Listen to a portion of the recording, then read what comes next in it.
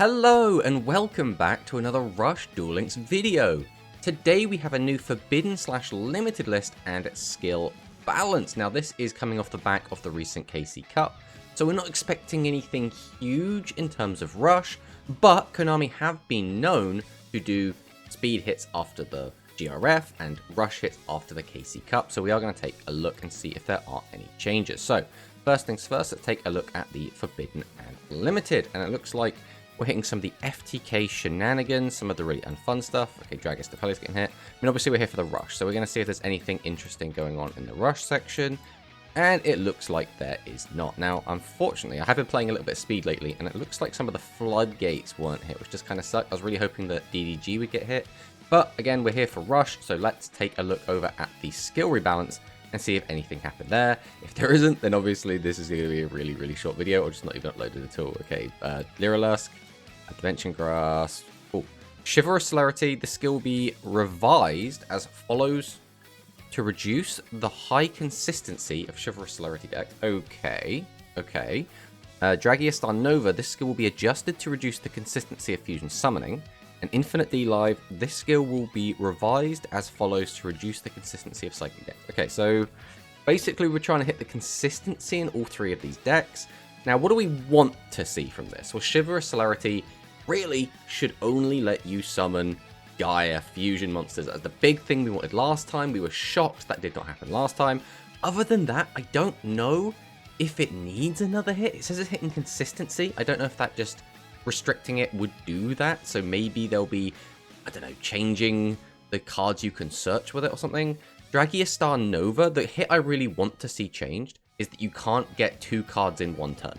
I think you should be able to get your dragon, you should be able to get your fusion, you shouldn't be able to get both in one turn. In a lot of ways, it feels a lot like Chivalrous celerity, where you do get to just get that free +2, and a free +2 in a deck that's really good at OTKing is a bit of a problem. So that's what we really want to see hit there. And Infinite D Live, I'm not really sure what you hit here. To be honest, Infinite D Live has some issues, but the issues are more about the actual cards themselves than the actual skill. So I'm not sure what they're going to hit there, but let's take a look. So we've got the speed skills. Right, Chivalrous celerity. Can be activated from turn 2 onward. Okay, so it used to be you could activate it on turn 1, so that's a pretty big hit. If all of the monsters with 1600 more attack in your deck are constructed deck and extra deck, are monsters with 2300/2600 attack, 2100 defense, and or level 5 or lower dragon type normal monsters. Okay, so extra deck means this is now going to lock you into Gaia monsters. Now, there will maybe be something that like slips through the cracks, but 2600, 2100 is pretty set in stone. So this seems like it's going to be Gaia monsters only, which is what we wanted from the very start. So we can send a 5 or 7 normal monster from your deck to the graveyard. So this means you can now only send the Cursed Dragon and the Gaia from your deck. You can't just send any normal monsters, but with the... I don't know if that matters anymore. Like, because we can't play the Elemental Hero fusions and the Metarian fusions, this doesn't matter for them. And we've already hit the Majesty, so Goat wouldn't be sent either. I don't know if this matters as much. But you can make one face-up level 5 or 7 monster gain 300 attack. Okay, so they're really leaning into please just use this with Gaia. And it's only 300 attack. That is actually huge. So that means you can only get up to 29? You can't even get above 3,000 anymore. Ooh, is this a head? On one hand, I'm happy to see this skill nerf because for the most part, this was the skill, right? This deck was so unbelievably powerful. On the other hand, putting it down to 300 attack makes it feel very weak.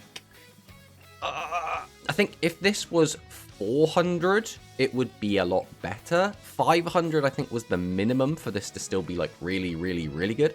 Now, I still think this is going to be a playable deck.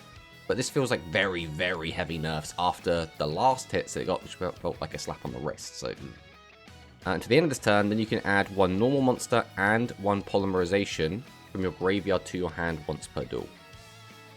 Okay, so you can add a normal monster and polymerization. So it can't... Wait, so that means you have to have poly in your graveyard to use this. So you can't just get back a normal, you have to get back a poly and a normal, so you need a poly and a normal in your graveyard to use the skill now. And they both have to be in your graveyard rather than your deck. That is huge. This actually doesn't sound too bad. So the big overpowered part of the skill really was that you could grab 2 cards, which was 2/3 of a fusion, immediately use them, go into your fusion play on like turn 2, which was obscene. Being able to do that big turn but a lot later in the game actually seems okay. The issue now is that you can't guarantee you're going to find your poly. We don't have a way to search it. So you just have to hope you find it at some point, use it, and then you get to reuse it later on in the game. This is interesting. This is really interesting. I'm happy it got hit. I'm really, really happy it got hit. But this might be a little bit heavy-handed. This might push it out of the meta, which might be the intention, because we do have the new stuff coming soon, as we have seen with the leaks. And they probably want to push the Light Galaxy, the Dark Galaxy, and the Seven's Road stuff. Let's take a look at the next skill. Dragias Star Nova can be activated if all the monsters... I mean, we'll just go all the way to the bottom. Each card once per duel. Oh! So we can only search the dragon or fusion, and each one's once per duel. Well, then what's the point of being able to add 3 still? It says here you can add 1, 2, or 3. But if you can only search each card once, that means it's going to cap out at 2. So I don't know how I feel about this. Basically, that means you will only be able to search fusion once, so you might have to play more than 1 fusion now. It also means the deck is going to feel really inconsistent in terms of just getting lots of fusion monsters out, which means it's going to hurt the deck's grind game, but the deck's OTK potential hasn't really changed. And I don't think that's the direction we want it to go in. The ideal world is that Dragias Star Nova isn't just OTK, right? And the best way to hit that is to not let you get the dragon and fusion as a +2 into your hand, because the deck already plays things like Triad, Drago. There are other ways that you can plus in the deck, depending on the build. So the deck can like sit there and like +3, +4, +5 in a single turn, do that whole big combo, reduce all your attack down to 0, slam over you, and just kill you out of nowhere. This doesn't really change that. It just means the deck's grind game is a lot worse. So if anything, you now want to lean more into that OTK, which I'm not a fan of. I mean, hitting it in general is good. Hitting the Dragias Star Nova deck, the deck's been around forever. It's been really, really powerful forever.